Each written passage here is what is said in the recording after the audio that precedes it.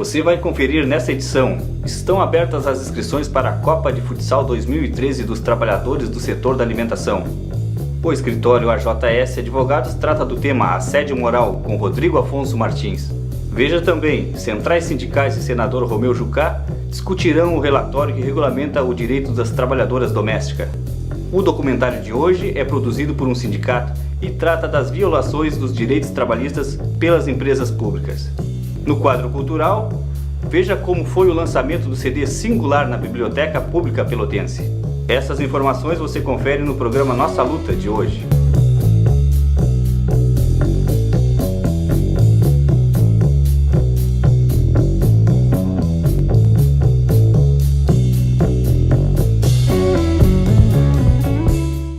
Boa noite, eu sou Clóvis Rogério e esse é o programa Nossa Luta, apresentado pelo Sindicato da Alimentação de Pelotas. Assédio moral. A prática é reconhecida por diversos órgãos, como a Organização Mundial de Saúde, e ela define como uso deliberado de força e poder contra uma pessoa, grupo ou comunidade que cause danos físicos, morais e mentais, através do poder da força psicológica gerada por uma atitude discriminatória e humilhante. O escritório da AJS Advogados trata do tema com Rodrigo Afonso Martins. Acompanhe. Hoje vamos falar sobre o tema denominado assédio moral. O assédio moral, também conhecido como terror psicológico, é caracterizado pelos doutrinadores e operadores de direito como toda aquela conduta em que uma pessoa imprime violência psicológica extrema de forma sistemática e prolongada contra outra pessoa. Em palavras mais simples, é toda aquela conduta abusiva, seja ela exposta através de comportamento, ato, ação, omissão ou até mesmo bilhetes, que atentem contra a dignidade da pessoa humana e a personalidade da vítima. Essas ações ou até mesmo omissões causam extremos sofrimentos psicológicos à vítima, né? Fazendo com que ela venha a sofrer na sua esfera moral e psicológica. Ou seja, fica com a autoestima baixa, com pouca produtividade no trabalho, enfim, levando a uma série de doenças de ordem psicológicas. A doutrina elenca vários tipos e espécies de assédio moral. Dentre elas, as mais conhecidas na prática são basicamente duas. O assédio moral feito, provocado, melhor dizendo, pelo superior hierárquico da vítima ou pelo colega de trabalho da vítima. No primeiro exemplo, ou seja, quando o assédio é provocado pelo superior hierárquico, via de regra, a intenção é fazer com que a vítima peça o seu pedido de demissão, fazendo com que a empresa fique desonerada de pagar as verbas rescisórias que teria que pagar se demitisse funcionário, como, por exemplo, o aviso prévio e a multa de 40% do fundo de garantia. Esse assédio de superior hierárquico pode ser feito através de encarregados, secretários, chefes de setores ou até mesmo pelo próprio empregador. Na segunda espécie mais comum do assédio, que é aquela proposta feita pelo próprio colega de trabalho da vítima, muitas vezes, via de regra, o objetivo desse assédio é fazer com que a vítima não consiga ter ascensão profissional e assim evite concorrência para aquele colega que está assediando. Exemplos de assédio moral que a doutrina e a jurisprudência já têm reconhecidos como exemplos sedimentados de assédio são apelidos humilhantes ou pejorativos, o superior da vítima colocá-la em funções inapropriadas, inúteis, enfim, toda e qualquer função que atente à dignidade e à personalidade da vítima. O procedimento a ser buscado pela vítima é a tutela jurisdicional, através de uma ação própria, né, na onde vai se requerer que seja reconhecido a prática do assédio e, consequentemente, seja condenado o autor do assédio a um pagamento de indenização por danos morais. O pagamento da indenização por dano moral, ele tem, se diz, uma função socioeducativa, qual seja, de dar um recado para o agressor de que não faça mais isso e puni-lo de forma financeira, né, que é onde, infelizmente, nós sabemos que é onde as empresas só sentem nesse lado financeiro e não no lado pessoal. Somente através de ações judiciais conseguimos esses efeitos da declaração da prática do assédio e ações judiciais que dependem de provas e de situações que vão se comprovar ao longo da instrução processual. Normalmente, via de regra, essas provas são difíceis do trabalhador conseguir fazê-las, porque ou envolvem colegas de trabalho que normalmente ainda estão trabalhando no local onde o autor foi, onde, melhor dizendo, a vítima foi vítima do assédio, então eles não querem se comprometer e colocar o seu emprego à disposição, né? Ou melhor, a perigo. Ou, muitas vezes, pessoas realmente só não dizem que não querem se intrometer na questão, que entendem que não toca a elas. Então, o que tem acontecido? No judiciário tem tido, em que pese ser minoritário ainda esse entendimento, de que a prova do assédio é jogada para o autor do assédio comprovar que não o fez, e não a vítima comprovar que sofreu. Bom, por se tratar de um tema muito extenso e muito longo, seria muita pretensão querer esgotá-lo num vídeo, né, de poucos minutos. Mas espero ter aclarado algumas questões que antes ficavam meio obscuras na questão do assédio e colocando o escritório à disposição para qualquer eventual dúvida que possa vir a surgir dos interessados. Muito obrigado pela atenção. Para denunciar a má conduta das empresas, ligue para a ação sindical do Sindicato da Alimentação. O telefone é o 9090 3225 3564. Trabalhador, denuncie. Estão abertas as inscrições para o maior evento esportivo da categoria da alimentação, a Copa de Futsal do Sindicato da Alimentação, edição 2013.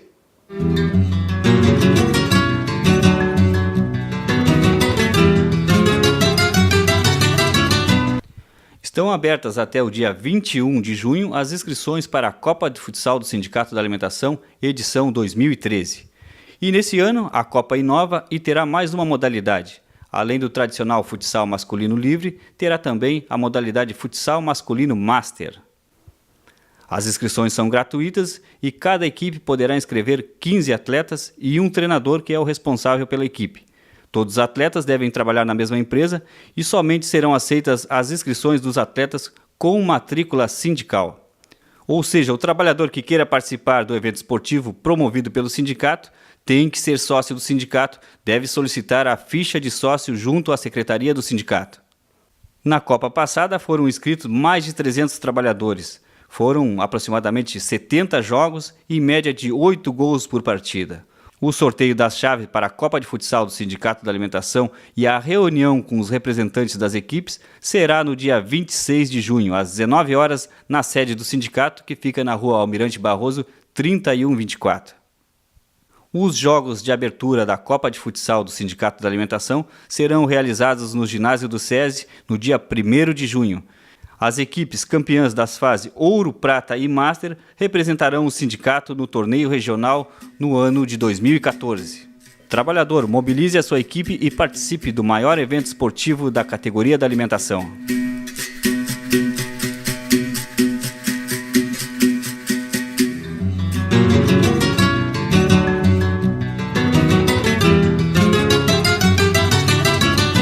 Na última terça-feira, as centrais sindicais e o senador Romeu Jucá discutiram o relatório que regulamenta os direitos dos trabalhadores domésticos. Os representantes das centrais sindicais voltarão a Brasília na próxima terça-feira para uma reunião. Acompanhe a matéria da TVT.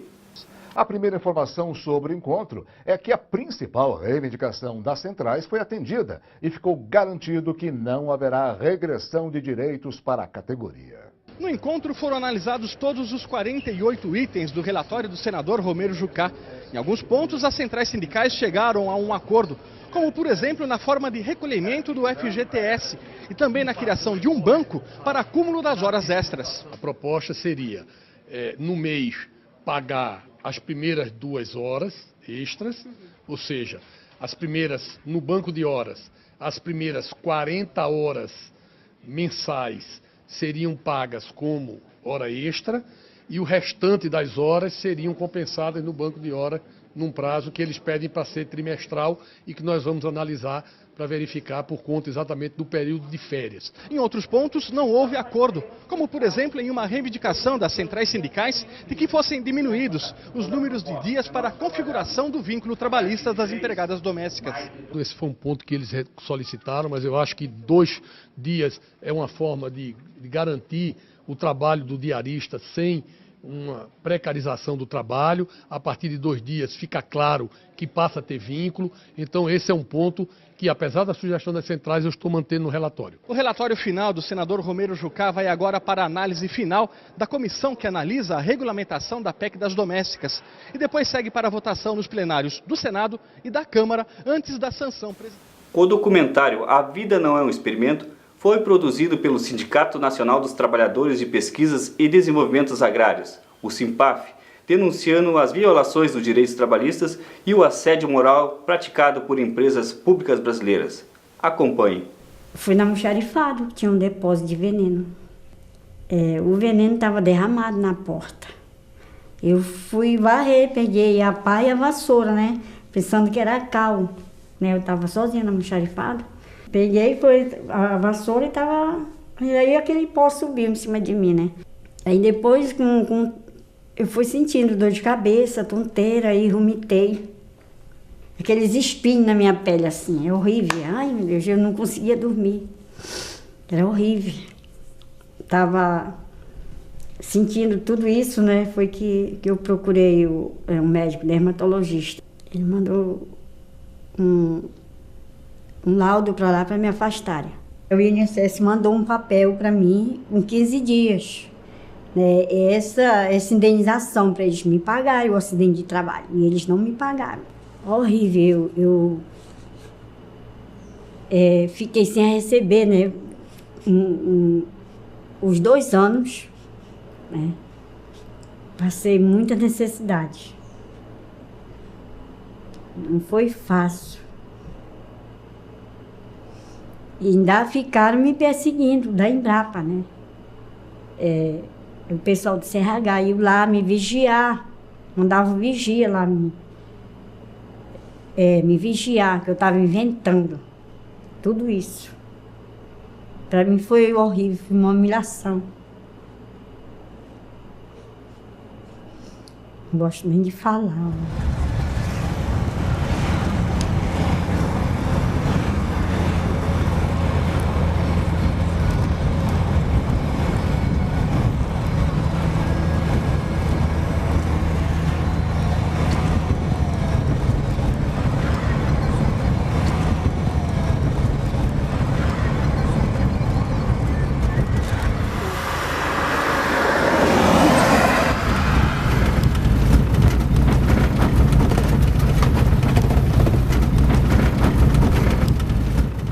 Esse inferno começava pelo café da manhã. A gente ia lá, passava 15 dias, às vezes 21 dias e às vezes um mês sem contato. Eu já ouvi histórias aqui dentro que a gente fica assim com medo, né?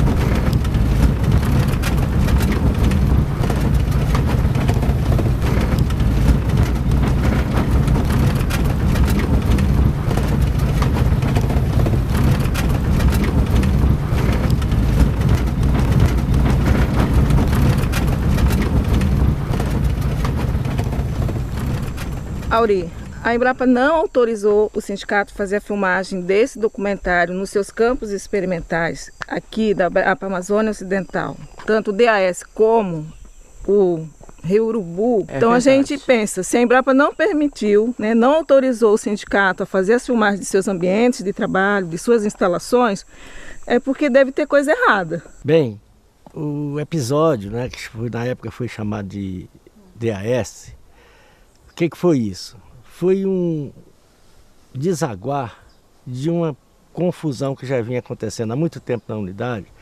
Houve um atrito entre 2 trabalhadores, um trabalhador da Embrapa, concursado, e um trabalhador terceirizado, no horário da janta, portanto fora do horário do expediente. Eles estavam lá ficando a semana toda morando lá. Eles se atritaram, um atrito de certa forma simples, né? Se agarraram, os colegas separaram os 2. E no dia seguinte, o supervisor, quando chegou, fez um documento mandando para a chefia e ele então deu uma punição para o trabalhador, suspensão de 5 dias. Esta punição, ela vem de encontro a um acordo coletivo. A cláusula 11ª é uma cláusula que diz que para haver uma punição é preciso que haja uma sindicância, né? E essa sindicância não foi feita. Então o sindicato fez um levantamento e quando fez o levantamento desta ocorrência, deparou com outras irregularidades. Aí eu acho que houve aquela explosão de eles não aguentarem mais e começaram a reclamar até do local e a gente constatou realmente. Começaram a surgir várias queixas, várias reclamações e o sindicato, né, precisa atuar, porque quem representa esses trabalhadores é o sindicato. Então, mediante disso, o Simpaf nos procurou e aí, nesse momento, nós definimos que o ideal seria nós irmos até o local, né, com uma equipe formada por técnicos do Sereste Estadual, do Sereste Manaus, mais a vigilância sanitária do município, tá? E também com representantes do sindicato. Nós encontramos depósito com muitas coisas já que não estavam mais sendo usadas, né? Antigas, já estavam fora de uso, então depósitos assim, entulhados, com vários entulhos, você não sabia o que era o que, né? Coisas muito velhas, muito antigas, sujas, né? Questão de extintores jogados, fiação elétrica exposta. São situações que podem, né, gerar algum tipo assim, de acidente, né? O depósito onde é guardado as sementes, né, que são utilizadas para serem plantadas nesse outro campo. Então, assim, desorganizadas, com mofo, goteiras, animais, né? Inclusive até a roupa, né, que esse trabalhador que aplicava agrotóxico usava já estava extremamente desgastada, né? Era uma roupa que não protegia mais, tá? E um local que me chamou a atenção foi onde eles despejavam lixo, próximo de um igarapé, né? Então, assim, vários tipos de lixo, inclusive embalagem, agrotóxicos, plásticos, né? Então, assim, e segundo o relato dos trabalhadores, esse local é utilizado para despejar o lixo por orientação da administração, da coordenação ali. Quando você pensa numa empresa como a Embrapa, você tem uma série de coisas que vem na cabeça, né? Quando você chega lá, vê uma realidade completamente diferente, então isso mostra que a saúde do trabalhador, ela não é completamente respeitada. Tá na área não.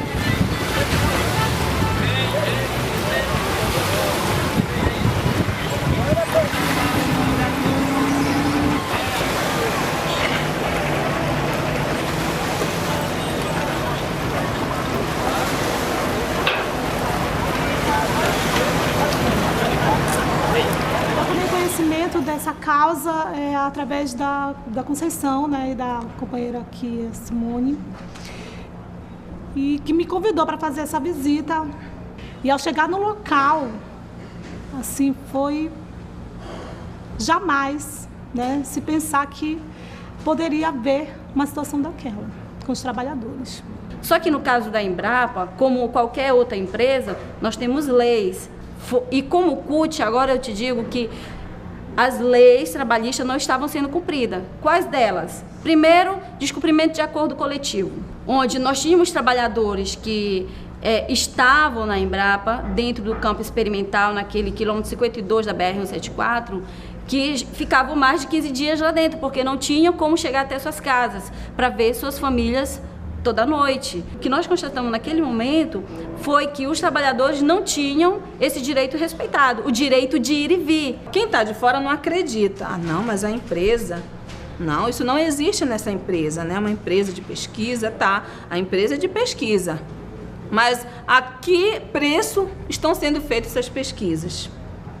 Né? O trabalhador, ele está ali porque ele está de carteira assinada, ele é obrigado a fazer tudo sem reclamar de nada. Ninguém colocava uma arma na cabeça deles, impedindo eles de sair de lá, certo? Mas a empresa não dava condições também para eles saírem de lá. E se eles saíssem sem autorização, eles poderiam ser punidos sim. Eles têm medo de pegar sua conta, trabalho e dali dar o sustento para sua família.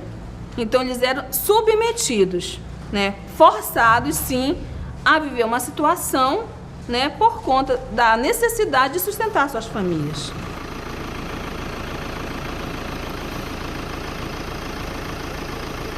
Bom, o Rio Urubu é uma história mais complicada, porque o Rio Urubu ele fica distante de Manaus cerca de 140 quilômetros, sendo que nesses 140 quilômetros você anda metade no asfalto e depois você abandona o asfalto e entra no estado de terra, que é onde você vai andar 70 quilômetros no meio da mata.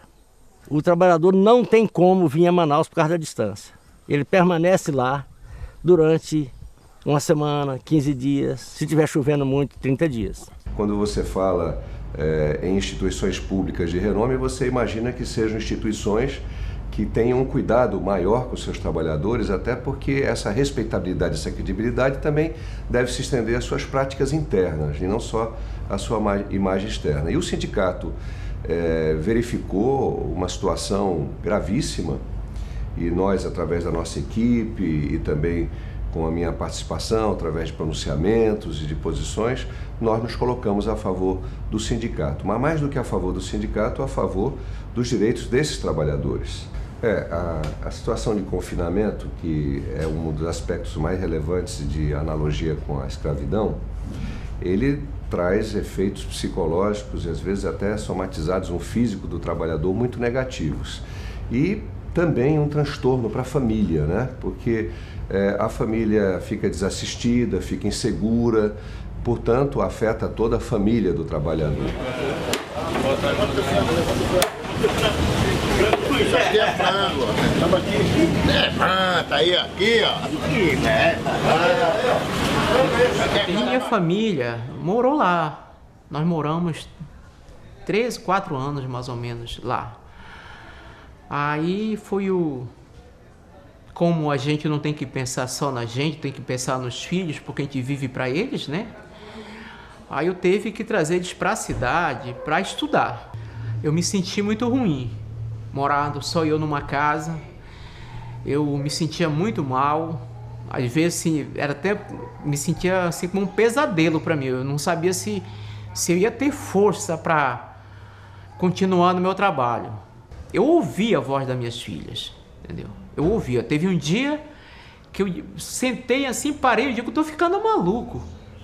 Porque eu ouvia a voz delas lá em casa, né?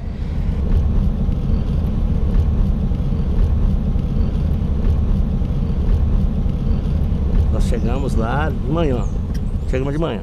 Aí o pessoal já estava no campo trabalhando. Então tinha alguns que estavam em cima do coqueiro, chamado Dendê.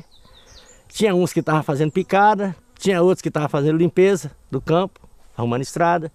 Estava por lá. Quando eles viram a nossa equipe, e nós montamos o equipamento para fazer as filmagens, eles correram para dentro da mata. Eles esconderam dentro da mata. Aí nós fomos procurar as pessoas, porque nós vimos ali vestígio deles. Eles estavam por ali. Ó. Bom, ali estava, ainda há pouco estava alguns funcionários, né? Estava fazendo ali uma poda. O projeto artístico musical Singular foi o resultado da união de 2 músicos e um letrista, gravado entre 2011 e 2012 em Pelotas. A noite do dia 4 de junho, terça-feira, foi a data escolhida para a cidade de Pelotas receber o lançamento dessa parceria. Confira como foi o show realizado na Biblioteca Pública Pelotense, aberta ao público. Mais uma vez, a Biblioteca Pública Pelotense tem o prazer de recebê-los para compartilhar um grato momento poético-musical, como tantas outras vezes. Nesta oportunidade, fomos convocados para apresentar esse recital em virtude da amizade e parceria que temos com os protagonistas deste evento. Gelava o inverno de 2001, mais precisamente o mês de junho. Nasciam a Rádio Com e o programa Cantos de Luta e Esperança. A rádio tinha entre seus objetivos o de divulgar a rica e pujante cena cultural local. O programa, conforme um de seus textos de abertura, buscava apresentar a geografia poética e musical da nossa América Índia. Com vocês, o recital Singular. Singular, se engrava o mar uma nave sem rumo ao sul, que é seu norte. Que sorte saber se onde está, estando o mapa invertido.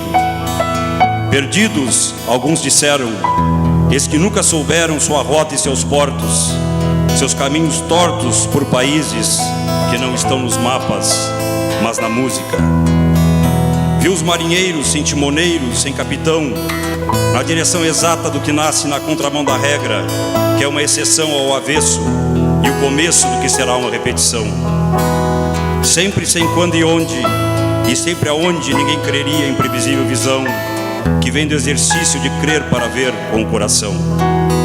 Sou cego, não os vi, segui suas pegadas em alto mar, estavam a cantar, a viver em voz alta, não estavam perdidos, ao sul estavam e seguiam la brújula rota del corazón.